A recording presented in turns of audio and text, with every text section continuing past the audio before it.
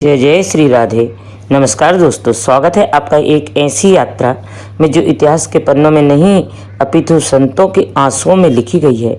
हम सभी जानते हैं कि राधा और कृष्ण का प्रेम अनंत है, परंतु क्या आप जानते हैं कि उस प्रेम का अंतिम अध्याय कितना दर्दनाक और कितना रहस्यमय था। आज के इस वीडियो में हम श्री राधा रानी के जीवन के उस गढ़ रहस्य से पर्दा उठाने जा रहे हैं जिसके बारे में केवल रसिक संत या सच्चे भक्त ही जानते हैं। सोचिए, ब्रह्मांड की स्वामिनी, ब्रज की लाडली जब अपने जीवन की अंतिम क्षणों में अपने प्रियतम से मिलने द्वारिका पहुंची तो उन्हें अपनी पहचान क्यों छिपानी पड़ी? क्यों उस स्वर्ण नगरी में उन्हें रानी नहीं बल्कि एक सेविका बनकर रहना पड़ा? पहला, विरह की संपत्ति और द्वारिका की वह कठिन यात्रा जब शरीर थक चुका था पर आस जीवित थी। दूसरा, उनका अज्ञातवास, कैसे उन्होंने भीड़ में रहकर भी अपनी पहचान को गुप्त रखा। तीसरा, वह क्षण जब उन्होंने महल में एक साधारण देविका या सेविका का कार्य स्वीकार किया। चौथा, मौन सानिध्य जब राधा और कृष्ण एक ही छत के नीचे थे पर उनके बीच शब्दों का सन्नाटा था। और अंत में पांचवा और सबसे मर्म स्पर्शी अध्याय, महल का त्याग और वन में वो अंतिम मिलन। यह कथा केवल सुनने के लिए नहीं, अनुभव करने के लिए है।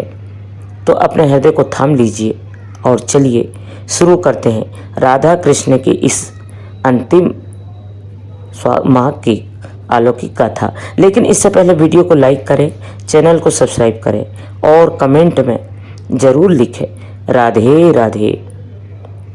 इस कथा का आधार लोक गाथाएं, संत परंपरा, गर्ग संगीता के कुछ अंश और वैष्णव पदावली सहित है। स्रोत संदर्भ, यह प्रसंग मुख्य रूप से उत्तर भारत की लोक मान्यताओं, नवार्क संप्रदाय की कुछ टीकाओं का और ब्रज के संतों द्वारा सुनाई गई मौखिक परंपराओं पर आधारित है।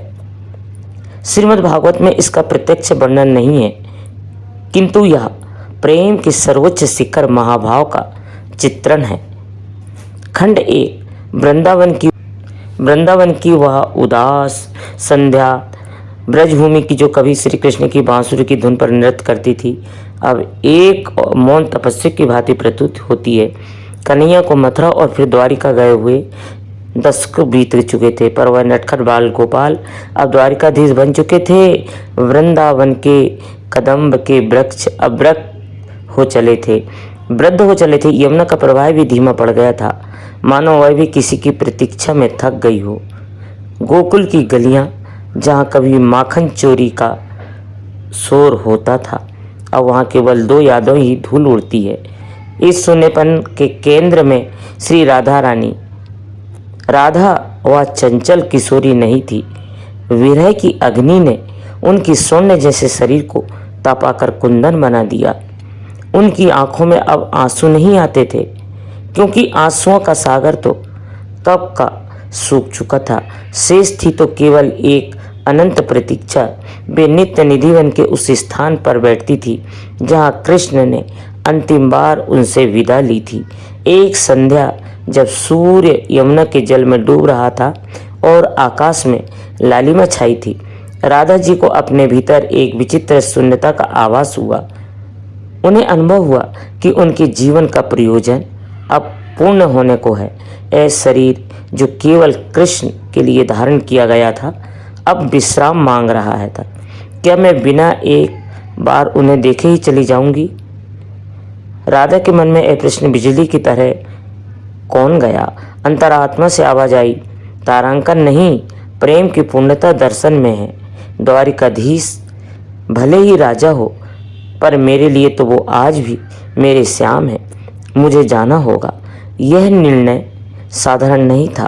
एक अबला विरह में कृष्णकाय हो चुकी राधा रानी के लिए सैकड़ों योजन दूर समुद्र के बीच बसी द्वारिका नगरी की यात्रा करना असंभव प्रतीत होता था।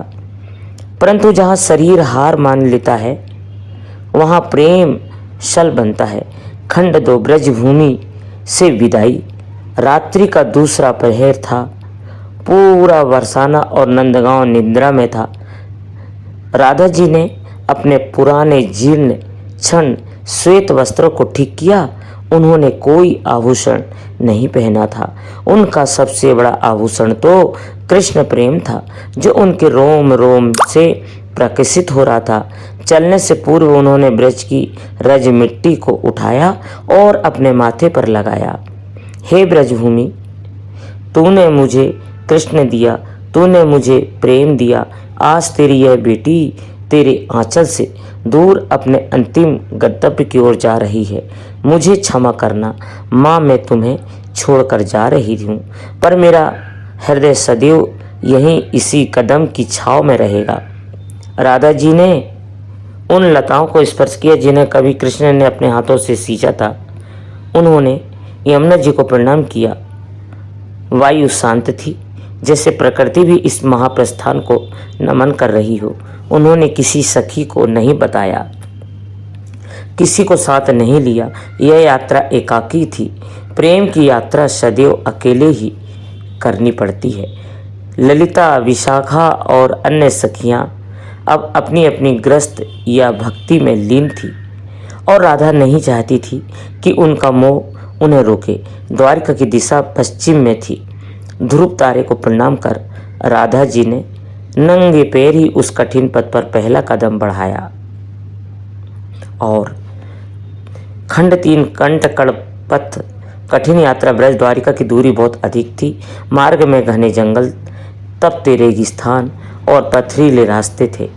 राधा जी, जिनका शरीर विरह से पहले ही दुर्लभ था, उनके लिए हर कदम एक युग के समान था।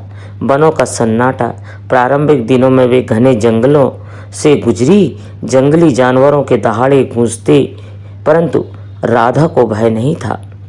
जिसे स्वयं कालों के काल महाकाल कृष्ण से प्रेम हो, उसे मृत्यु का क्या भय। कहते हैं कि जब शेर या व्याघ्र उनके समीप आते तो राधा के शरीर से निकलती दिव्य गंध और उनकी आंखों की करुणा देखकर वे हिंसक पशु भी शांत हो जाते और मार्ग छोड़ देते। प्रकृति जानती थी कि यह कोई साधारण स्त्री नहीं, साक्षात प्रकृति स्वरूपा जा रही है। द्वारिका की सीमा पर महीनों की कठिन यात्रा के बाद एक दिन शिक्षित पर समुद्र की गर्जना सुनाई दी। ठंडी हवा के झोंकों ने राधा के थके हुए शरीर को स्पर्श किया। सामने अनंत सागर ठाठ मार रहा था और उस सागर के बीचों बीच स्वर्ण की लंका जैसी चमकती हुई नगरी दिखाई दी, द्वारिकापुरी। वह नगरी अद्भुत थी और धीरे धीरे वह द्वारका नगरी पहुंचती है और वहां पर अपनी पहचान छुपा लेती है। राधिका एक नौकरानी बनकर, एक कामवाली बनकर, पर्दे पर घूंघट पर रहकर श्री कृष्ण को दर्शन करती है, उन्हें देखती है। उनका मन शांत हो जाता है और श्री कृष्ण के दर्शन पाकर वो धन्य हो जाती है। वो देखती है कि श्री कृष्ण उन्हें भूल गए हैं और वो चुपचाप आकर वापिस अपने वृंदावन बरसाना आ जाती है। श्री कृष्ण को याद करते करते मन थक गया था। अब उन्हें शांति मिली है और वो अपना शरीर को छोड़ना चाह रही थी। तो दोस्तों, इस तरह राधा ने अपनी अंतिम यात्रा की और कैसे नौकरानी बनकर रहना पड़ा श्री कृष्ण के सामने। जबकि दोस्तों, सच्चा प्यार यही होता है, छिपकर नौकरानी बनकर कृष्ण जी के दर्शन कर वापिस अपने बरसाना आ गई। तो दोस्तों, आज की ये कहानी आपको कैसी लगी? अच्छी लगी हो तो हमारे चैनल को सब्सक्राइब, लाइक, शेयर ज़रूर करें और कमेंट में ज़रूर बताएं।